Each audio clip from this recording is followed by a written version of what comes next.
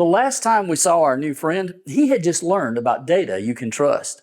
Now, if you haven't seen that video, you can click on the link here to view it.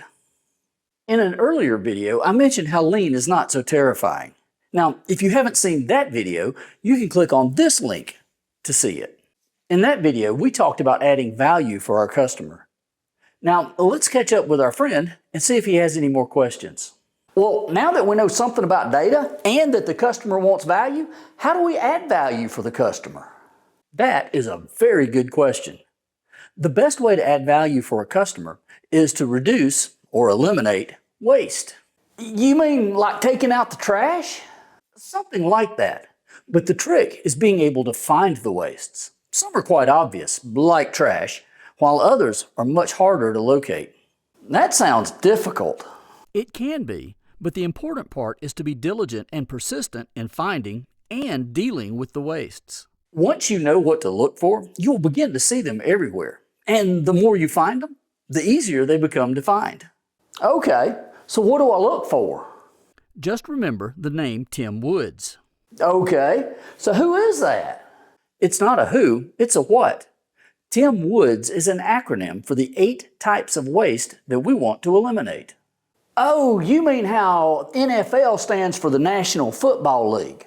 So what does Tim Woods stand for? Something like that. Well, let's start with the T in Tim Woods. That stands for transport. For example, if I move a part from one location to another but don't do anything to it, that could be a waste. But you have to move stuff, right? Of course. But if we move them unnecessarily, that could create some problems for us. Parts could be dropped, they could get mixed up, parts could even get lost. The perfect ideal is to move them only once. Nothing is perfect. You are right, but we still want to try and get as close to perfect as we can. Well, then what is the I in Tim Woods? That stands for inventory. Having too many parts on hand can cost us money and create problems. Well, how can having extra parts cost you money? I mean, they're already made. They are, but now I have to have warehouse space to store them. And I've got to pay somebody to transport them. Plus, I've got to keep up with where everything is. Those are only a few of the problems that excess inventory creates. Hey, transport was the first waste. You mean having extra inventory can create waste in transportation? Exactly. And too much inventory can hide other problems in the workplace. But how so? By keeping extra inventory or safety stock, we hide inefficiencies in our process. We don't trust the process, so we build up inventory. The effort that goes into making all of that inventory should be applied to improving the inefficiencies in our processes. That adds value. Wow! So if my machine breaks down a lot, then I should figure out why it's breaking down. That way I won't have to work a lot of overtime to make up the parts. Right! Eliminate the problem rather than work hard to live with it. Nice! But what is the M in Tim Woods? M stands for motion. This can apply to people as well as machines. What do you mean? Let's say you are assembling a part and you need a screwdriver, but it is stored behind you. Twisting to get the screwdriver strains your body and is wasted motion. So I should just keep the screwdriver next to where I need it? Yes, but you do want to make sure that it has a home, that it's easy to pick up, and it's easy to return to that home. That sounds like 5S. You are correct, but that's a whole nother video. Okay, so what is the W in Tim Woods? W is a big one. Waiting. This is when we have to wait on something. This could be parts, information, or even other processes. Like when we have to wait on the next plan because we don't know what to build. Yes.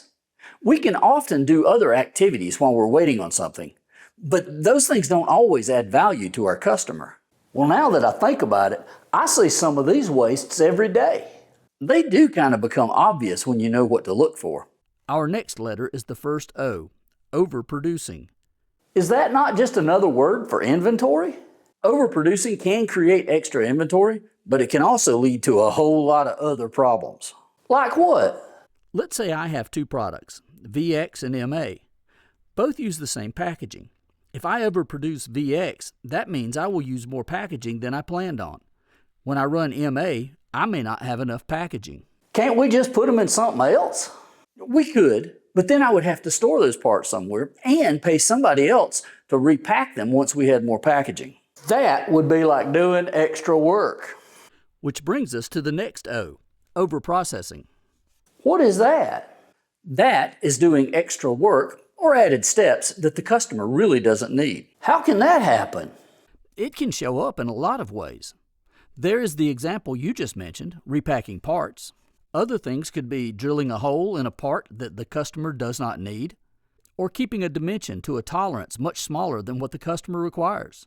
It could even be painting an unseen surface. Especially if that doesn't add value to the customer. I believe you're getting the hang of this. What's next? We only have 2 more, right? Yes, the next letter is D, and that stands for defects. That's the stuff we have to throw away. That's exactly right. A defect is anything that doesn't meet the customer's specification. That's like that part with the hole that was too small. I can do overprocessing and make the hole larger, but if it's too big, I can't do anything with it. I have to throw it away. Exactly. Defects are often the most measured and unfortunately ignored waste. Doing it right the first time will save time. We've only got 1 more letter. What does the S in Tim Woods stand for? This is one that is often overlooked. It is skills. Oh, you mean like training everyone to do everything the right way? Yes, but there's more to it than that. I figured that. Skills really represent people's talents that are not being used to their potential. Someone who has a lot of talent but is not being challenged can become bored and disengaged. This wasted potential can have a very negative impact on morale and productivity. Well, how do you fix that? Leadership has a big effect on this. But even if you're not a leader, you can still recognize people's potential and encourage them. Man, that's a lot of information. But now that I know what Tim Woods looks like, I can keep an eye out for him. But wait a second. Which one of these wastes would be the worst one? That is a great question. While all waste is bad, overproduction is almost always considered the worst. Taiichi Ohno, the father of the Toyota production system, called overproduction the mother of all wastes. What makes overproduction so bad? Like I mentioned before, the problem with overproduction is it can hide so many other things.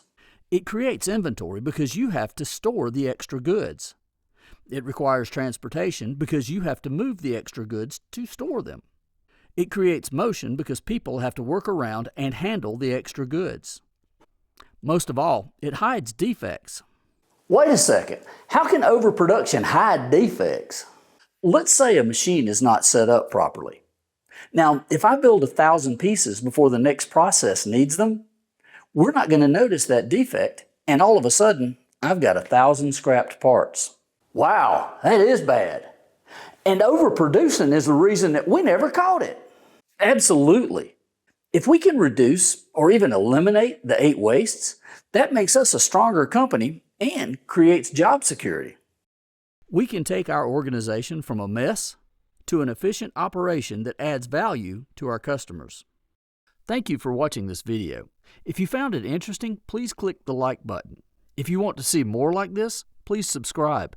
It really helps out the channel.